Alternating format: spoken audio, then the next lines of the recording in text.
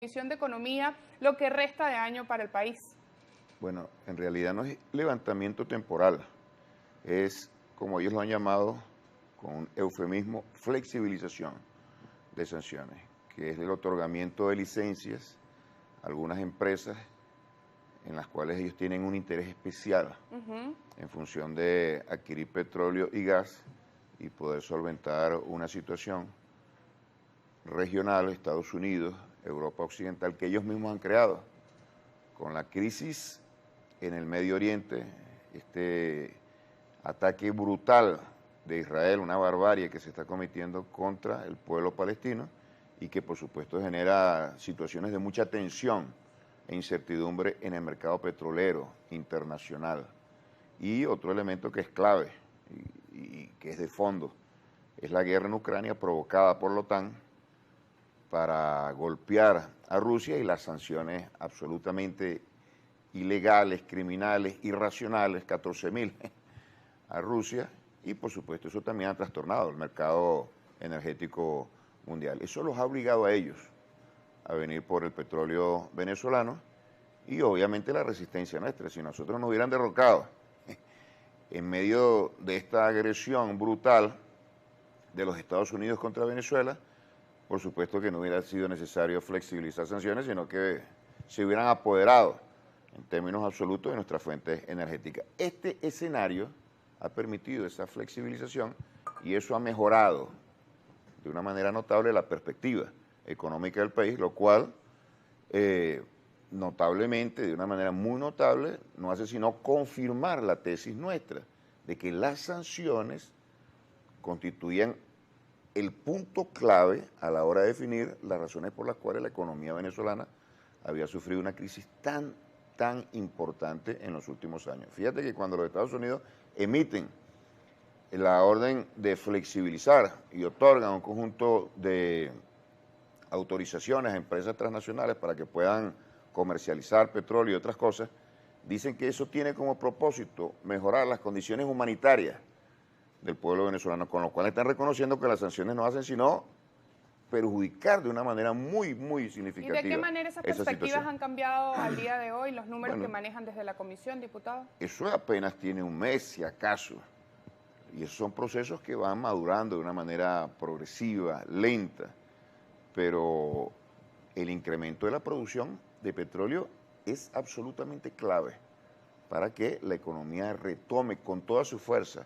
su capacidad de crecimiento. El año pasado la economía creció 15%, podemos decir a pulmón, a puro pulmón nuestro, pues sin incorporar elementos extranjeros y sin petróleo. La producción de petróleo se mantuvo muy baja. Estar hablando? El Fondo Monetario Internacional, no se puede calificar chavista para nada, estima 4%, este segundo semestre será de crecimiento importante, y el año que viene, con las sanciones plenas, el Fondo Monetario Internacional nuevamente estimaba 4%, un poco más de 4%, lo cual son crecimientos muy elevados si lo comparamos con el resto de la región. Pero hay otras condiciones que mejoran la perspectiva económica del país. Yo quisiera referirme a uno que está uniendo al país en la búsqueda de consensos. El presidente Nicolás Maduro ha convocado a la nación a 5 grandes consensos. Uno de ellos es el combate contra las sanciones. Ahí incluso Fede Cámara, que nada tiene que ver con el chavismo, ha levantado su voz por el carácter pernicioso de las sanciones. Golpea mucho, incluso a los empresarios privados. El otro tema que une al país de una manera creciente es la búsqueda de un nuevo modelo económico, ¿no? Los actores económicos se están enfocando cada vez más en establecer, contribuir en el establecimiento de un modelo económico que no esté bajo la tutela o descansando en las muletas del ingreso petrolero, que se fundamente más en la inversión, en la innovación, en la competencia, en la competitividad, más que en los ingresos del petróleo. Y lo del Esequibo. Yo quiero hacer una mención especial en torno al Esequibo porque el tema político y el tema internacional son muy importantes a la hora de entender la potencialidad que tiene una economía para crecer y para su desarrollo. Cuando el país está unido y hay calma política y hay estabilidad política, hay una situación de confianza, de entendimiento y todas las estructuras, estabilidad política, sí, todas las estructuras económicas se enfocan en un proceso en particular, que es la inversión, la búsqueda de mercados, la capacidad de generar ingresos, la capacidad de generar salarios, y empleo, etc.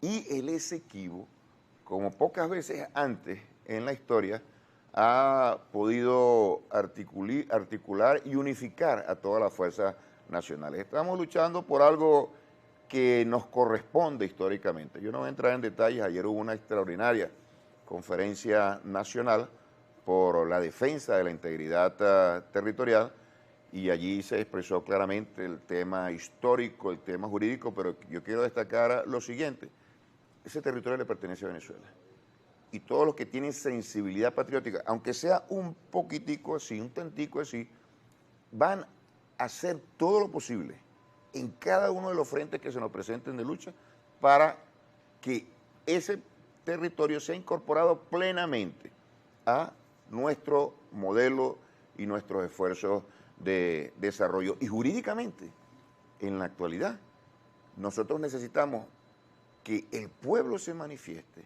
de una manera muy contundente y de una manera muy masiva, y aquí está el espacio para eso, que es una democracia, es un proceso electoral, en este caso el referéndum, para que esa demanda tenga la suficiente fuerza. Este proceso de unificación del país, sin lugar a dudas, va a contribuir al bienestar de la población, a la estabilidad nacional, a la estabilidad política y al florecimiento, a la revitalización de nuestra economía. Son múltiples factores. Tú me preguntaste, ¿cómo se ven las perspectivas?